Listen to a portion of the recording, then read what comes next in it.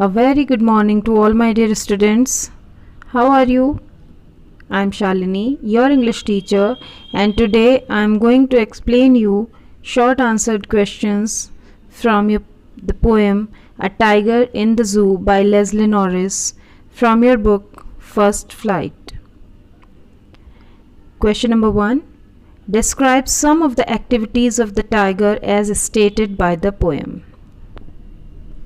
Means आपको tiger की कुछ ऐसी एक्टिविटीज़ बतानी है जो इस पोएम में पोएट ने बताई हैं. The answer is some of the activities of the tiger as stated by the poet are walking along the cage, hearing the patrolling of cars, ignoring visitors and staring at the brilliant stars of the sky. Cage में टहलना, patrolling cars जो पहरेदारों की गाड़ियाँ होती हैं उनके horn को सुनना, विजिटर्स जो उनको देखने आते हैं ज़ू में एनिमल्स को, उनको इग्नोर करना, उनकी तरफ ध्यान नहीं देना, और स्काई में रात को आकाश में चमकने वाले चमकदार स्टार्स को देखते रहना. ये कुछ एक्टिविटीज़ हैं जो पोएट ने इस पोएम में बताई हैं. Question number 2. Why does the tiger express his anger quietly? Tiger अपने गुस्से को क्वाइटली चुपचाप एक्सप्रेस क्यों कर रहा है? And the answer is the tiger expresses his anger quietly because he is helpless. This is a major point. Because tiger is helpless. क्यों helpless है? कुछ नहीं कर सकता क्योंकि वो यहाँ पर जू में एक केज के अंदर बंद है. He can do nothing from behind the bars. और वो उन सलाखों के पीछे से कुछ नहीं कर सकता. Bars means लोहे की सलाखें जो उसके पिंजरे में लगाई गई हैं, जो उसके केज में लगाई गई हैं, उनके पीछे से वो कुछ नहीं कर सकता. He is not free as he was in the forest. और जिस तरीके से वो फॉरेस्ट में फ्री होता है वो इस तरीके से यहाँ जू में फ्री नहीं है. That's why he is helpless. The tiger's strength is locked behind the bar, thus he can only show anger. और जो टाइगर की ताकत है, उसकी जो स्ट्रेंथ है, वो सलाखों के पीछे बंद है, इसलिए वो सिर्फ और सिर्फ गुस्सा दिखा सकता है. Question number 3. What does the poet want to convey through the poem? Poet इस पोएम के थ्रू क्या मैसेज देना चाहते हैं, क्या कहना चाह रहे हैं? And the answer is The poet exhibits the miserable life led by the animals in the zoo. Poet इस पोएम के थ्रू हमें बताना चाहते हैं, दर्शाना चाह रहे हैं कि किस तरीके से ज़ू के अंदर एनिमल्स की जो लाइफ है वो मिजरेबल हो जाती है, वो बेसहारा हो जाते हैं, असहाय हो जाते हैं, बड़े मजबूर महसूस करते हैं. He shows the two different lives that is in the zoo and the life at a natural habitat. और पोएट ने इस पोएम में इन वाइल्ड एनिमल्स की दो लाइफ्स को शो करने की कोशिश की है. एक तो ज़ू के अंदर उनकी लाइफ कैसी होती है और दूसरा उनके नेचुरल हैबिटेट यानी कि फॉरेस्ट में उनकी लाइफ कैसी होती है. According to the poet animal should not be caged. और इस पोएम में पोएट ये कहना चाहते हैं कि एनिमल्स को पिंजरे में बंद नहीं करना चाहिए, उन्हें केज में नहीं रखना चाहिए. They should be let free in the wild. और उनको जंगल में खुला छोड़ देना चाहिए. Even they have the right to remain free. और इंसानों की तरह उन जानवरों के पास भी ये हक है, ये राइट है कि वो आज़ाद रह सकें. They should not be caged for our personal interests. और उनको, उन जानवरों को हम अपने स्वार्थ के लिए, अपने फ़ायदे के लिए बंद करके, पिंजरों में बंद करके नहीं रखना चाहिए हमें.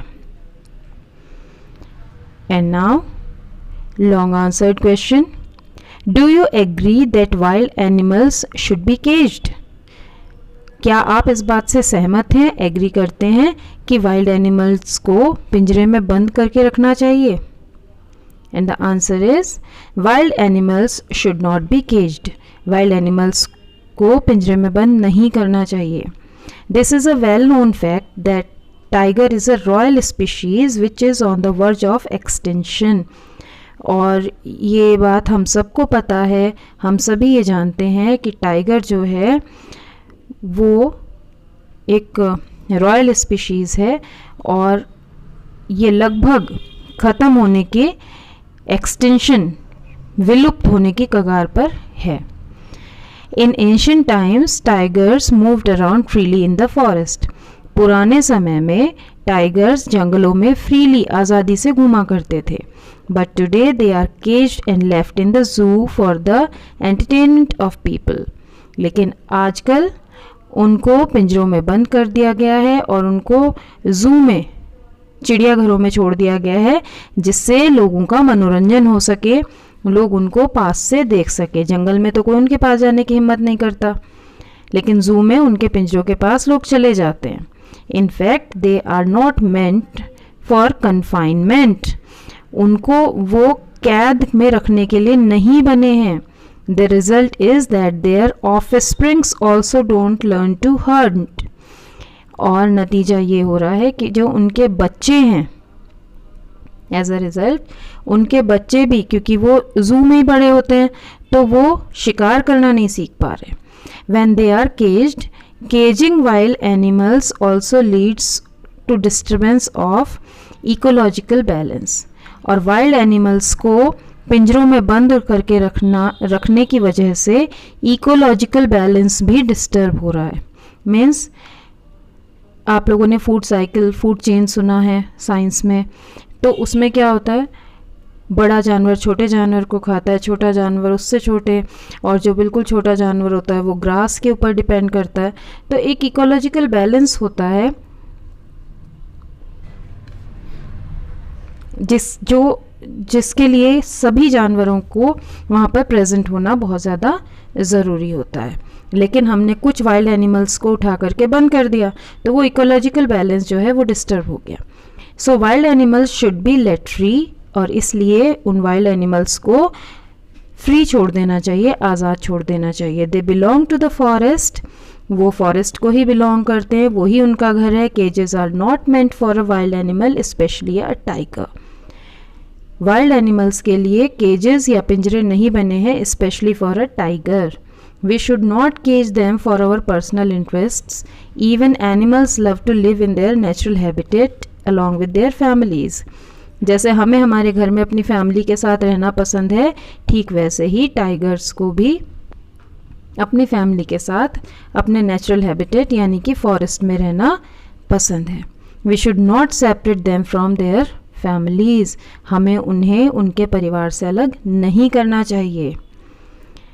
This is all for question and answers. And now extracts. Read the following extracts carefully and answer the questions or complete the sentences that follow. So first extract is, he stalks in his vivid strips the few steps of his cage on pads of velvet quiet in his quiet rage. So these 4 lines are given here. और इनमें से हमसे question पूछे गए हैं, इनको हमें answer करना है. Which animal has strips and velvet pads. कौन सा एनिमल है जिसके ऊपर स्ट्रिप्स यानी कि धारियां हैं और जिसके पास वेलवेट पैड्स हैं. जेब्रा, टाइगर, लायन और panther. And the correct answer is tiger.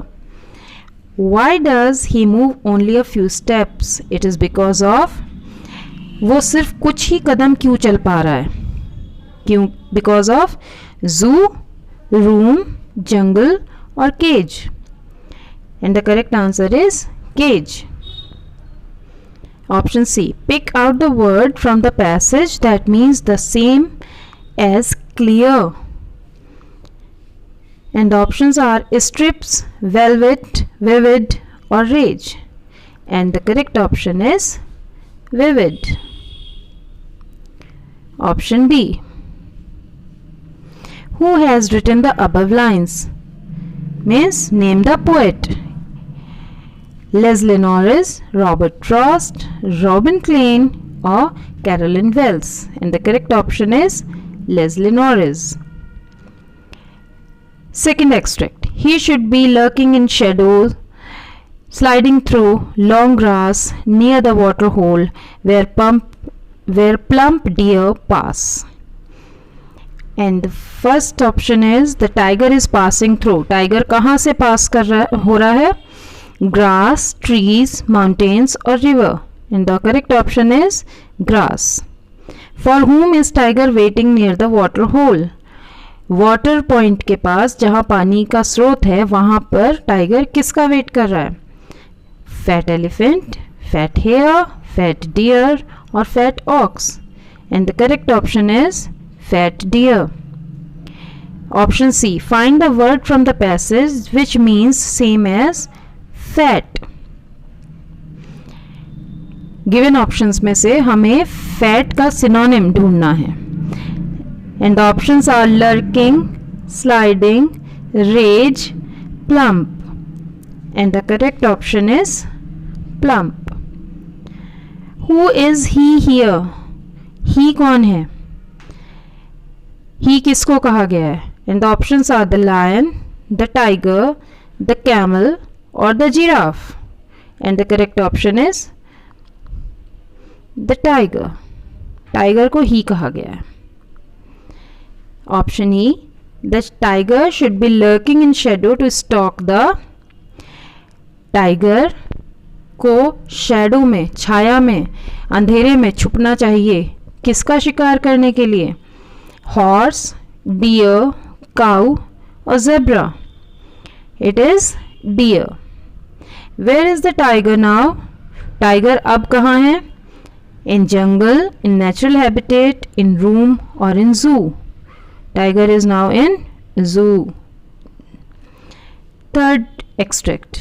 He should be snarling around houses. उसको घरों के आसपास गुर्राना चाहिए. At the jungle's edge. ऐसे घर जो जंगल के किनारे पर बने हुए हैं. Bearing his white fangs, his claws, terrorizing the village. और उसको अपने बड़े बड़े सफ़ेद दांत और अपने क्लॉज दिखा करके गांव को डराना चाहिए. So the first question is, who is he in the above extract? ये कौन है जिसके बारे में he कहा गया है? Tiger, lion, hippopotamus और dragon? The answer is tiger. White fangs shows the dash of the animal. White fangs किसको कहा गया है? White pointed teeth, white strips, white tail, white legs. And the answer is white pointed teeth. Option C. Find the word from the passage that which means same as showing the teeth and making fearful sound. ऐसा word ढूंढना है जिसका meaning हो दांत दिखाना और डरावने आवाज़ें निकालना. And the option is claws, fangs, terrorizing, snarling. Correct answer is snarling. Where is the tiger snarling? कहाँ पर वो गुर्रा रहा है? कहाँ पर लोगों को टेरराइज कर रहा है? Zoo corner, jungle's edge, mountains, on the tree. And the correct option is jungle's edge. And the fourth extract is but he is locked in a concrete cell. लेकिन वो एक कॉन्क्रीट सेल में बंद है. His strength behind bars. उसकी जो ताकत है वो सलाखों के पीछे है. Stalking the length of his cage, ignoring visitors. और वो अपने पिंजरे में टहल रहा है और विजिटर्स को इग्नोर कर रहा है. And the question is, who is locked in a concrete cell? An elephant, a giraffe, a tiger, a lion. And the correct option is a tiger. Option B, question number B, the tiger is ignoring visitors because he is. Tiger visitors को ignore क्यों कर रहा है? Because sad, excited, happy or angry. Because he is angry. Find the word from the passage which means same as pacing. Pacing का synonym आपको बताना है. And the options are stalking, concrete, strength, or ignoring? And the correct option is stalking. Option D. The cell is made of what? Cell जिस कमरे में वो बंद है वो किस चीज का बना हुआ है? Cement, sandstone, marble, concrete. And the correct option is concrete. Extract number 5. He hears the last voice at night, the patrolling cars, and stares with his brilliant eyes at the brilliant stars. वो रात को last आवाज़ जो सुनता है वो होती है पेट्रोलिंग कार्स की. And stairs with his brilliant eyes, और अपनी चमकदार आंखों से वो लगातार किसको देखता है? चमकदार स्टार्स को. And question number 1 is who hears the last voice at night? Last voice रात को कौन सुनता है? टाइगर, हॉर्स, वोल्फ और rabbit. And the answer is tiger. Option B. The last voice that he hears is that of trucks, aeroplanes, patrolling cars or trains. जो last voice वो सुनता है रात को वो किसकी होती है? And the option is patrolling cars. At what does he stared with his brilliant eyes? अपनी चमकदार आंखों से वो किस चीज को देखता है? स्काई, सन, मून और stars. And the correct option is stars. D. Which word means the same as sparkling in the passage? कौन सा वर्ड है जिसका मीनिंग स्पार्कलिंग का सिनोनिम है? चमकदार. That is patrolling, stairs, brilliant or concrete. And the correct option is brilliant. So my dear students, this is all for today. We'll meet in next class with some new and interesting topic. Till then, goodbye and take care.